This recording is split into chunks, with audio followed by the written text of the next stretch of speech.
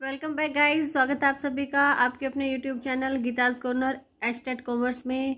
एक ऐसा चैनल जो बहुत ही हेल्पफुल रहने वाला है आप सभी के लिए जो एचटेट की तैयारी कर रहे हैं कॉमर्स के लिए, जिसने डीएसएसबी के फॉर्म भरे हुए हैं, जिसने स्क्रीनिंग का टेस्ट देना है, जिसने नेट देना है, तो जो भी जिस भी कॉम्पिटिटिव एग्जाम की तैयारी करें सभी के लिए चैनल बहुत ही हेल्पफुल रहने वाला है, क्योंकि हम यहाँ सिर्फ क्वेश्चन के आंसर नहीं पढ़ते, क्वेश्चन के आंसर को फुल एक्सप्लेनेशन के साथ और साथ में अदर ऑप्शंस के साथ भी हम तैयारी करते हैं। तो इसीलिए अगर आप चैनल पर नए हैं तो सबसे पहले आप चैनल को सब्सक्राइब कर लीजिए, क्योंकि चैनल बहुत ही हेल्पफुल रहेगा आप सभी के लिए। और अगर आपको वीडियो पसंद आए तो प्लीज़ लाइक करें, कमेंट करें और शेयर करें ज़्यादा से ज़्यादा अपने इस चैनल को अपने फ्रेंड्स के साथ, अपने व्हाट्सएप ग्रुप पे या फेसबुक पे, जहाँ भी आप इसे शेयर कर सके। ठीक है, तो इससे पहले हम कर चुके हैं अपना 2018 का पेपर। हम हर वीडियो में 5 क्वेश्चन करते हैं और जब पूरा पेपर पूरा हो जाता है तो उसके बाद एक वीडियो में सारे 60 क्वेश्चन को हम देखते हैं। तो इससे पहले हमने 2018 का पेपर किया है पूरा। इसी तरह अभी हम एचटेट पीजीटी कॉमर्स 2019 का पेपर कर रहे थे, अभी रिसेंटली हमारा वो पूरा हुआ है, तो आज हम उसके 60 क्वेश्चंस को आंसर के साथ देखेंगे। तो जो जुड़े हुए हैं लगातार वो उनके क्विक रिवीजन हो जाएगी, तो प्लीज़ वीडियो को लास्ट तक देखिए, 60 क्वेश्चंस को देखिए, आंसर आपको कितने याद है, कितने आप सही कर सकते हैं। और अगर आप कहीं पर फिर से पजल हो रहे हैं तो प्लीज़ वीडियो को देख लीजिए पीछे जाके दोबारा से, क्योंकि कोई नुकसान नहीं होगा वीडियो को देखने से, आपकी हेल्प ही होएगी। चलिए करते हैं पहला क्वेश्चन शुरू। आज की वीडियो को स्टार्ट करते हैं। फर्स्ट क्वेश्चन है, if arithmetic mean and median of a series are 10 and 15 respectively what will be the value of mode. Mode निकालना है हमें, तो कैसे निकलेगा, 3 मीडियन माइनस में 2 मीन के फॉर्मूले से हमारा मोड निकल जाएगा, हमारा आंसर आ जाएगा 25। ठीक है, 3 इंटू मीडियन कितना है 15, माइनस में 2 इंटू मीन कितना है 10, 45 माइनस में 20 इज इक्वल टू 25, आंसर हमारा आ जाएगा। नेक्स्ट है, which of the following statement is not true for the difference between cheque and bill of exchange. ठीक है, चेक और बिल ऑफ एक्सचेंज के लिए कौन सी स्टेटमेंट ट्रू नहीं है। हमारी सारी स्टेटमेंट ट्रू थी, लेकिन कौन सी नहीं है वो ये वाली है कि a cheque is a negotiable instrument and covered under the provision of negotiable instrument act 1881, but the bill of exchange is not a negotiable instrument. Bill of exchange भी हमारा नेगोशिएबल इंस्ट्रूमेंट होता है, इसलिए ये वाली स्टेटमेंट जो है वो गलत हो जाएगी, बाकी सारी जो ठीक हो जाएंगी। इसमें जितनी भी दे रखी है सारी ठीक दे रखी है। ए चेक में भी crossed but not a bill of exchange, cheque को क्रूज किया जा सकता है, बिल ऑफ एक्सचेंज को नहीं किया जा सकता, बिल्कुल ठीक है। Cheque is always drawn on a banker, bill of exchange में be drawn on any one including a banker. ठीक है, चेक जो है किसी बैंक के नाम ही लिखा जा सकता है, जबकि विनिमय बिल ऑफ एक्सचेंज विनिमय पत्र बैंक सहित किसी भी व्यक्ति के नाम लिखा जा सकता है। A grace of 3 days is allowed in the case of payment of A time bill of exchange, यानी कि बीआर को जब इशू करते हैं तो 3 दिन जो अनुग्रह दिवस के जोड़े जाते हैं, लेकिन चेक की सिचुएशन में ऐसा कोई भी ग्रेस डे नहीं होता। तो ये तीनों ही ठीक थे, फोर्थ ऑप्शन हमारा ठीक हो जाएगा, जो कि ठीक नहीं है। नेक्स्ट क्वेश्चन है, रॉबर्ट लाउटरबोर ने सजेस्टेड करें 4 C's, तो उसमें से कौन सा इंक्लूड नहीं है। अब देखिए, आपको याद हो तो कौन कौन सा इंक्लूड नहीं है, वो हो जाएगा क्रेडिट टर्म्स, क्योंकि ये तीनों तो हमने पढ़ी है, साथ में कन्वीनियंस और इसमें पढ़ा है CONVENIENCE, कन्वीनियंस हमने पढ़ा है। तो ये वाले 4 C हैं हमारे रॉबर्ट लाउटरबोर्न के मॉडल में, जबकि क्रेडिट टर्म नहीं है। ये हमने पढ़े थे 4 C's ऑफ मार्केटिंग के, कम्युनिकेशन, कन्वीनियंस, कॉस्ट और कंज्यूमर वांट्स एंड नीड्स। तो इसमें हमारा कंज्यूमर का ऑप्शन दे रखा है, कॉस्ट का ऑप्शन दे रखा है, कन्वीनियंस नहीं दे रखा और कम्युनिकेशन दे रखा। तो ये जो 4th नंबर पे है वो यहाँ पे मिसिंग था, और क्रेडिट टर्म दे रखा है, इसीलिए ये वाला ऑप्शन जो है वो हमारा चूज कर लेंगे। ठीक है, नेक्स्ट क्वेश्चन क्या है, which statement is true for the difference in capital and revenue expenditure. Capital और रिवेन्यू एक्सपेंडिचर में कौन सी स्टेटमेंट सही है, सही स्टेटमेंट कौन सी है। ये capital expenditure increase earning capacity of business, whereas the revenue expenditure are incurred to maintain earning capacity। revenue expenditure जो क्या किस लिए किए जाते हैं, ताकि अर्निंग कैपेसिटी को बनाए रखा जा सके, और कैपिटल एक्सपेंडिचर इसलिए किए जाते हैं ताकि बिजनेस की अर्निंग कैपेसिटी को बढ़ाया जा सके। ये वाला ठीक था, बाकी हमारे ठीक नहीं थे, इसलिए हमने जो ठीक था उसी के ऊपर टिक कर लिया।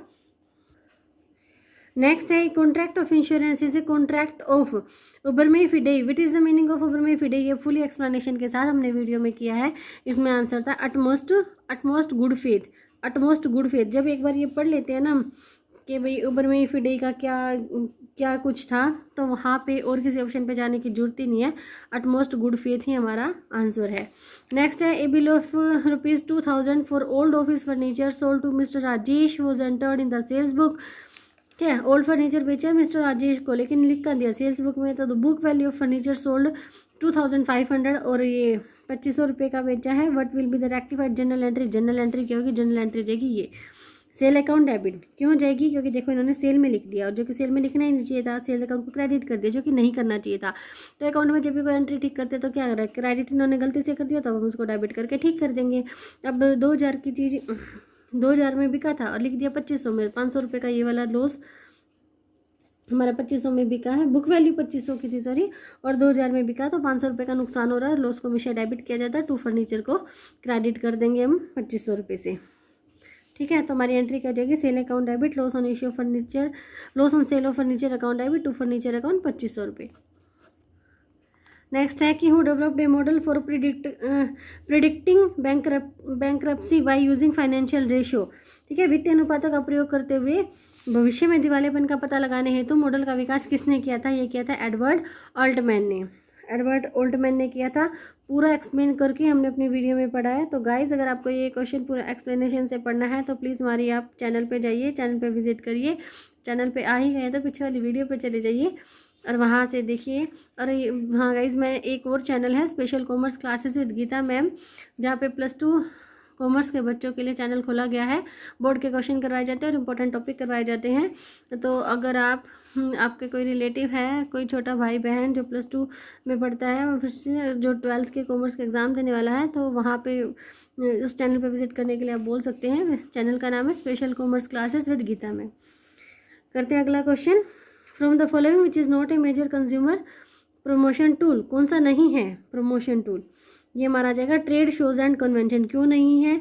आप प्लीज़ वीडियो पे जाइए और अच्छे से फुल एक्सप्लेनेशन से ये क्वेश्चन पढ़िए, क्योंकि मेजर कंज्यूमर प्रमोशन टूल, ठीक है, कंज्यूमर प्रमोशन टूल कौन सा नहीं है? ये हमारा ट्रेड शो एंड कन्वेंशन, क्योंकि ये हमारा ट्रेड प्रमोशन टूल है, कंज्यूमर प्रमोशन टूल नहीं है, ट्रेड प्रमोशन टूल है, इसलिए वाला ऑप्शन जो है टिक कर देंगे यहाँ।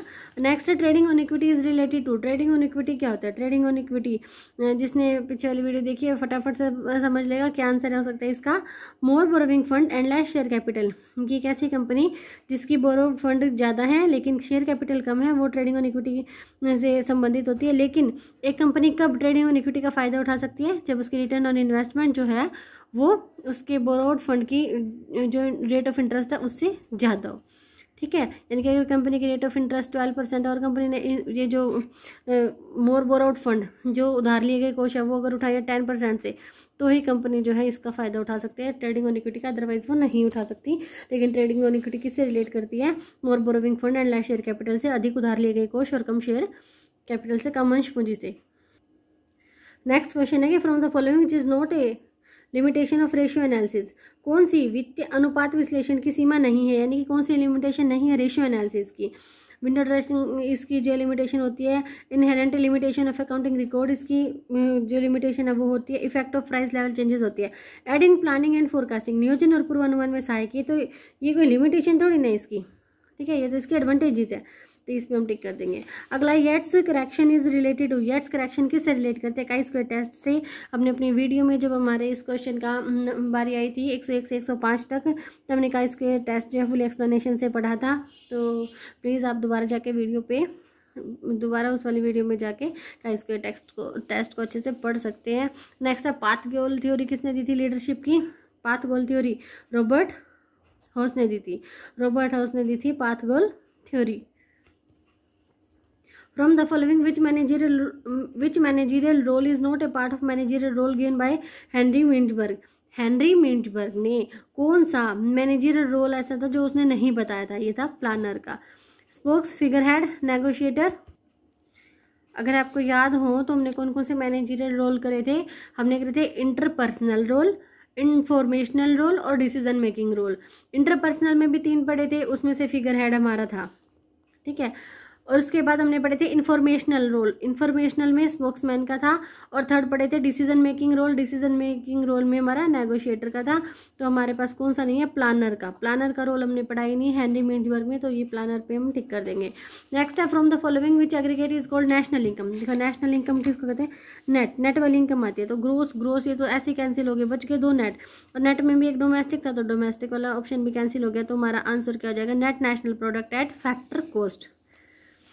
नेक्स्ट है clerical error include, clerical error में कौन कौन सी एरर आती हैं, दोनों तरह की आती है, एरर ऑफ ओमिशन भी और एरर ऑफ कमीशन भी, both A and B. What will be the arithmetic mean of the following series, इस सीरीज का अर्थमेटिक मीन कितना होगा, अर्थमेटिक मीन कैसे निकालते हैं, सभी को जोड़ कर डिवाइडेड बाय 5 कर देंगे तो हमारे पास अर्थमेटिक मीन आ जाएगा। अर्थमेटिक मीन इन सभी को जोड़ेंगे तो 80 आंसर आएगा, 80 divided by 5 is equal to 16 हमारे पास आंसर हो जाएगा। नेक्स्ट है bird in hand argument, describe the relationship between, इसका आंसर है डिविडेंड एंड अनसर्टेनिटी। ठीक है, डिविडेंड एंड अनसर्टेनिटी। और ये किसने दिया था, मैरन गॉर्डन एंड जॉन लिंटनर ने दिया था। और इसने क्या बताया था, ये किससे इंस्पायर थी वाली थ्योरी, मोदिग्लानी एंड मिलर की थ्योरी से ये इंस्पायर थी। इसमें बताया जाता है कि डिविडेंड और अनसर्टेनिटी, यानी कि अगर एक बंदा, एक इन्वेस्टर, 2 कंपनियां उसके सामने और उसे किसी एक में इन्वेस्ट करना है, तो एक कंपनी तो दे रही है उसे सर्टेन डिविडेंड पेमेंट करिए और दूसरी कंपनी दे रही है अनसर्टेन कैपिटल गेन। ठीक है, तो वो फर्स्ट वाली कंपनी में अपना इन्वेस्ट करेगा जहाँ से उसे सर्टेन डिविडेंड मिलेगा, अनसर्टेनिटी को वो चूज नहीं करेगा। तो डिविडेंड और अनसर्टेनिटी का ये सारा खेल होता है यहाँ पे बर्ड इन हैंड आर्ग्यूमेंट में। नेक्स्ट है if an investment of ₹1000 generate cash flow of ₹1080 at the end of the first year, the rate of return required to equates the present value of cash inflow with the cost of investment will be. ये question हमने निकाला है। Rate of return का formula यहाँ हम कैसे लगाएंगे, 1080 में से 1000 को लेस करेंगे, 80 डिवाइडेड बाय 1000 मल्टीप्लाई बाय 100, हमारा आंसर आ जाएगा 8000। कैसे करेंगे क्वेश्चन को, देखो 1 साल के एंड में उसे 1080 मिल रहा है, शुरू में उसने इन्वेस्ट करे 1000, इसको डिवाइड करेंगे अपनी जो प्रिंसिपल अमाउंट है उसे multiply by 100, 80 divided bye 1000 multiply by 100 करेंगे तो हमारा आंसर आ गया है 8%। ओके, नेक्स्ट क्वेश्चन है in India which of the following accounting standard is related to cash flow statement. Cash flow statement से क्या रिलेट करता है accounting standard. Third, accounting standard first किसके लिए था, डिस्क्लोजर ऑफ अकाउंटिंग पॉलिसीज के लिए। अकाउंटिंग स्टैंडर्ड 4 हमारा है contingencies and events occurring after the balance sheet date के लिए, और अकाउंटिंग स्टैंडर्ड 2 है हमारा वैल्यूएशन ऑफ इन्वेंट्रीज के लिए। नेक्स्ट है एमबीटीआई को भी हमने पूरा एक्सप्लेन करके पढ़ा, ये किससे रिलेट करता है, ये होता है हमारा पर्सनालिटी टाइप को पहचानने के लिए, method of identifying personality type. इसमें 4 तरह के जो स्केल होते हैं उसके डिफरेंट स्केल पे देखिए 4 हमारे स्केल हैं, एक्सट्रोवर्जन, इंट्रोवर्जन, सेंसिंग, इंट्यूशन यानी इंट्यूटिव, थिंकिंग और फीलिंग, और जजिंग और परसीविंग। यानी कोई बंदा या तो ऐसा हो सकता है या फिर ऐसा, इन चारों स्केल पे एक बंदे की पर्सनालिटी को जज किया जाता है, तो ये हमारा पर्सनालिटी टाइप का मेथड है। और नेक्स्ट क्वेश्चन जिसने 2018 के रखी होगी वीडियो और 19 वाली वीडियो में अच्छे से कर सकता है, क्योंकि इसमें सारी थ्योरीज और सिर्फ मैच मेकिंग करना है कि किसने कौन से वाली थ्योरी दी है। हायरार्की नीड्स थ्योरी सभी को पता है, किसने दिया, इब्राहिम मास्लो ने दिया। Theory X and theory Y किसने दी है, डगलस मैग्रेगर ने दी theory X and theory Y. 2 factor theory दी है फ्रेडरिक हर्जबर्ग ने। एक्सपेक्टेंसी थ्योरी ब्रूम ने, और थ्योरी ऑफ नीड किसने दी, थ्योरी ऑफ नीड मैकडीलैंड ने। ठीक है, तो ये वाला हमारा ऑप्शन जो ठीक हो जाएगा। नेक्स्ट क्वेश्चन है कि ग्रोस डोमेस्टिक प्रोडक्ट और ग्रोस नेशनल प्रोडक्ट के बीच में क्या फ़र्क है। देखो डोमेस्टिक से नेशनल पे जाना है, ठीक है, डोमेस्टिक से नेशनल पे जाना है तो क्या करेंगे, net factor income from abroad को प्लस कर देंगे।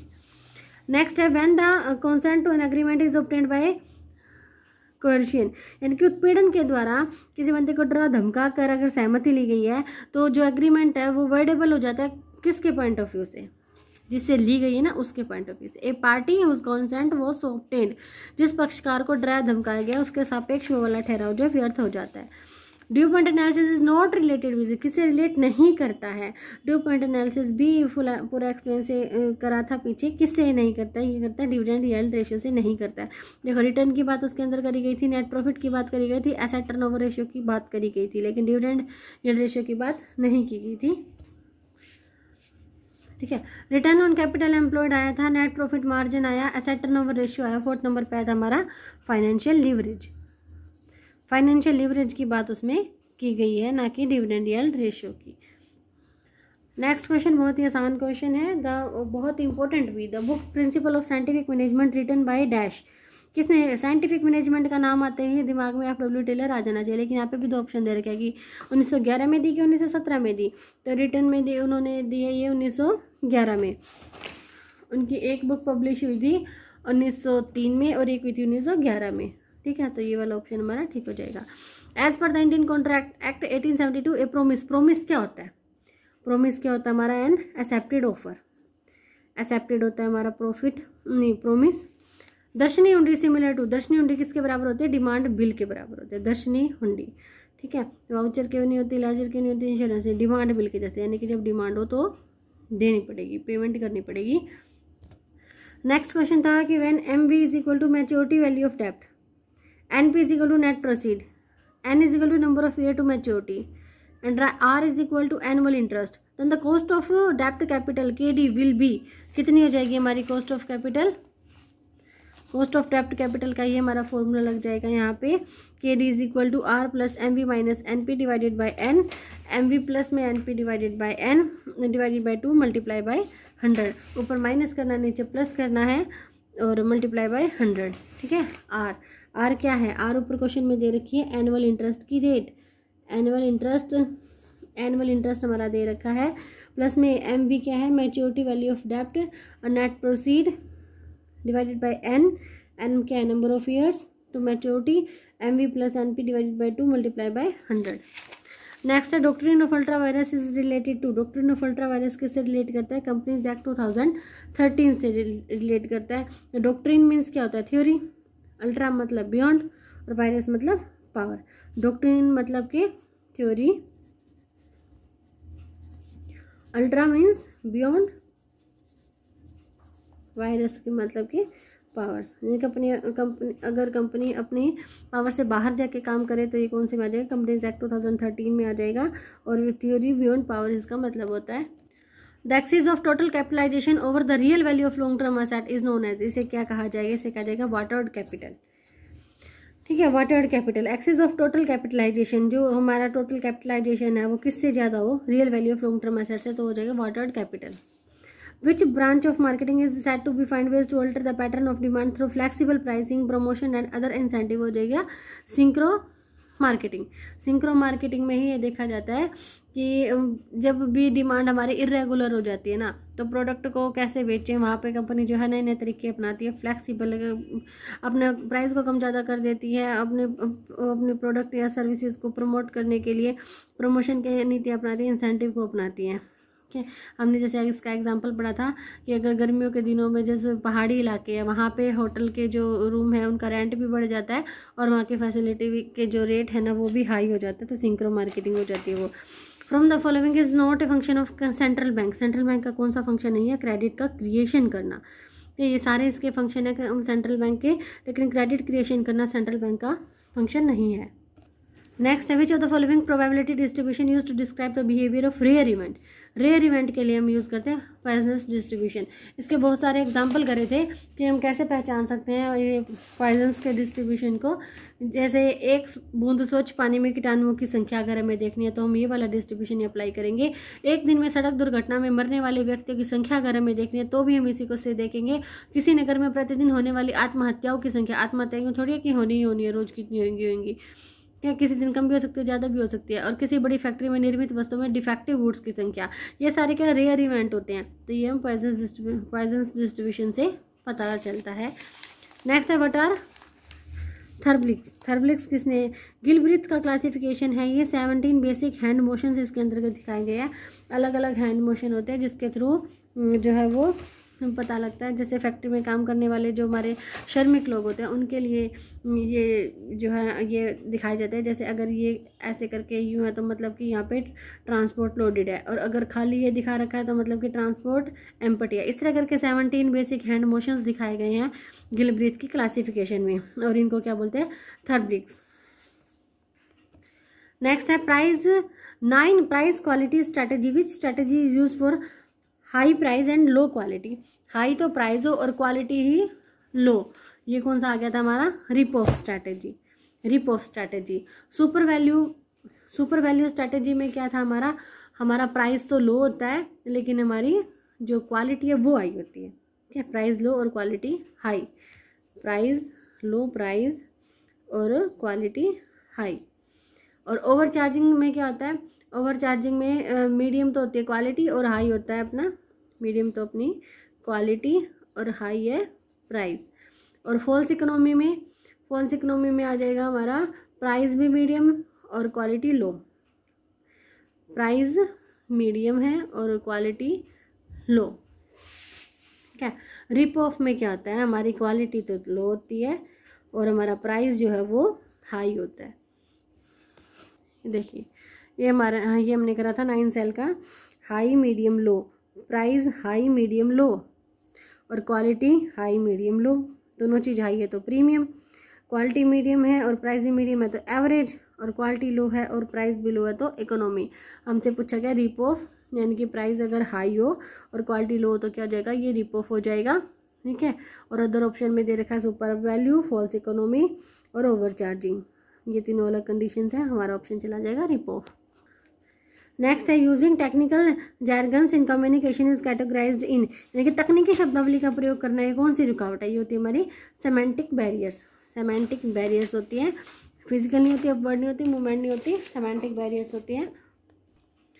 नेक्स्ट है what will the Karl Pearson coefficient of correlation between X and Y as given below, table को देख के भी हमें पता लग रहा है कि एक्स बढ़ रहा है और वाई कम हो रहा है, तो यानी कि ये नेगेटिव कोरिलेशन है। From the following which act deals with the provision for health safety and welfare of employees या वर्कर्स, ये हो जाएगा फैक्ट्रीज एक्ट 1948। हमें सारे एक्ट भी ध्यान से पढ़ने हैं, पेपर में मैच मेकिंग भी आ सकता है।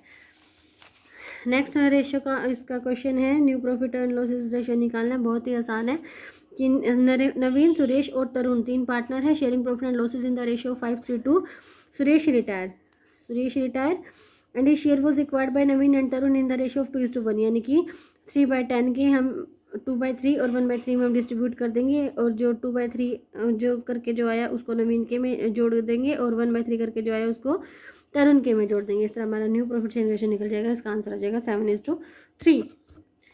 The term marketing myopia is given by, किसने दी थी, ये थियोडोर लाइविट ने दी थी। मार्केटिंग मायोपिया में क्या, मायोपिया एक आंखों की बीमारी है जिसमें दूर का नहीं दिखता, तो इसमें भी जो हमारे जो कंपनी है वो किसके ऊपर फोकस करते हैं, शॉर्ट टर्म गोल्स के ऊपर ही फोकस करती है, ठीक है। Law of demand does not operate in case of, किसमें, गिवन गुड्स में नहीं चलता law of demand. Margin of safety क्या होती है, मार्जिन ऑफ सेफ्टी होती है द एक्सेस ऑफ बजटेड और actual sale over the break even point sale, क्योंकि ब्रेक इवन की जो सेल है ना उससे जितनी ज़्यादा होगी बजटेड और एक्चुअल सेल, उसे क्या कहेंगे, मार्जिन ऑफ सेफ्टी। नेक्स्ट है from the following which is not a money market instrument कौन सा नहीं है, ये हमारा प्रेफरेंस शेयर नहीं है, ट्रेजरी बिल है, हमारे कमर्शियल पेपर है, कॉल मनी है, लेकिन हमारा प्रेफरेंस का जो है वो नहीं होते। हमारे मनी मार्केट इंस्ट्रूमेंट में सबसे पहले आते हैं हमारे ट्रेजरी बिल, उसके बाद आते हैं हमारे कमर्शियल पेपर, ठीक है, फिर आते हैं हमारे कॉल मनी, फिर certificate of deposit and then commercial bills. देखिए ये 5 हमने करे मनी मार्केट इंस्ट्रूमेंट, पूरे एक्सप्लेनेशन के साथ हमने यहाँ करे certificate of deposit, treasury bill, call money, commercial paper, commercial bill, money market instrument. हमारे ऑप्शन में प्रेफरेंस शेयर था, प्रेफरेंस शेयर नहीं है हमारा मनी मार्केट इंस्ट्रूमेंट, ठीक है, तो प्रेफरेंस शेयर पे टिक कर देंगे। नेक्स्ट है which average can not be calculated with the help of graphical method, graphical method से कौन सी एवरेज को हम नहीं निकाल सकते, मीन को नहीं निकाल सकते।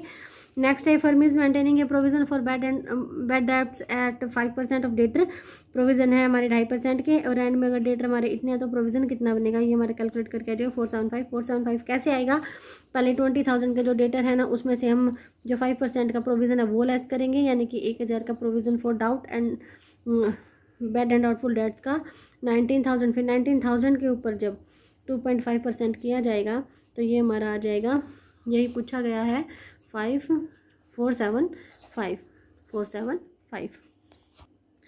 नेक्स्ट है what is the correct sequence of stages in team development, team development के स्टेजेस को हमने दिखाना है, ये होते हैं हमारा फॉर्मिंग, स्टॉर्मिंग, नॉर्मिंग, परफॉर्मिंग, एड्योरिंग। सारी ही स्टेजेस अच्छे से करी हैं तो आप पीछे जाके इसको डिटेल में पढ़ सकते हैं। फिलिंग द ब्लैंक्स है dash is the rate of return which actually equate the present value of expected cash inflow with the present value of expected cash. Internal rate of return ही है जो देखती है कि जो हमारी present value of cash inflow है वो present value of cash outflow के बराबर है कि नहीं है। हार्थन स्टडी किससे रिलेट करती है, किसने इसके ऊपर एक्सपेरिमेंट किए थे, एल्टन मायो, इसने अध्ययन किया था Elton Mayo and western electric company ने हार्थन प्रयोग किए थे।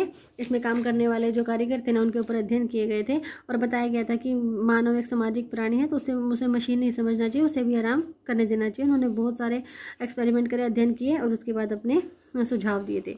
In which sampling method every member or item of the population has an equal chance of selection. ये सारे हमने कर रखे हैं, सिंपल रैंडम सैम्पलिंग इसका आंसर आ जाएगा। और according to the companies act, बहुत ही आसान क्वेश्चन है, प्राइवेट लिमिटेड कंपनी में मेंबर्स की संख्या कितनी होती है, minimum 2 and maximum 200।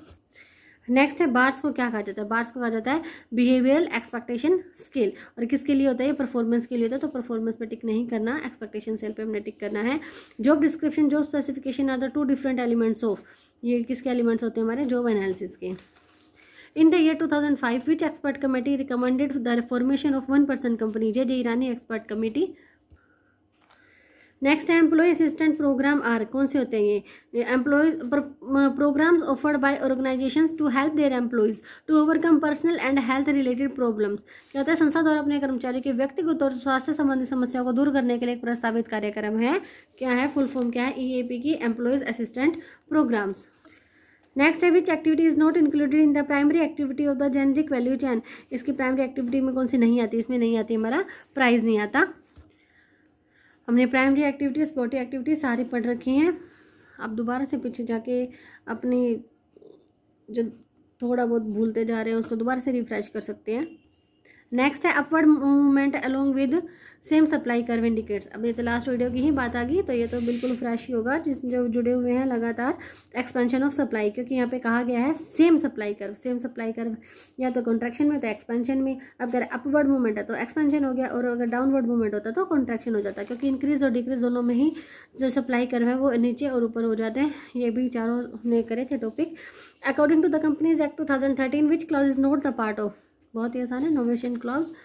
If a dividend 40% is declared on a share of face value of ₹10 having market price ₹50, then the actual return कितनी हो जाएगी, एक्चुअल रिटर्न कितनी हो जाएगी 8% की हो जाएगी, क्योंकि सबसे पहले हम जो एक्चुअल में डिविडेंड है वो निकालेंगे। डिविडेंड निकलता है फेस वैल्यू के ऊपर, 10 का 40% इन्होंने दे रखा, 10 रुपये फेस वैल्यू है, 40% का डिविडेंड है 4 रुपये आ गई, और उसके बाद अपने फॉर्मूले में पुट कर देंगे dividend divided by market price multiply by 100, 4/50 multiply by 100, हमारा आंसर आ गया 8%। नेक्स्ट है security exchange board of India got it's statutory status on, वैधानिक निकाय का दर्जा इसको कब मिला, इसको मिला है 30 जनवरी 1992 को, क्योंकि इसकी स्थापना हुई थी 1988 को, लेकिन दर्जा जो मिला वो मिला है 1992 को, तो ये हमारा आंसर हो जाएगा। Next question, last question, horizontal and vertical axis of G9 cell matrix are, ये हमारा business unit strength and industry attractiveness.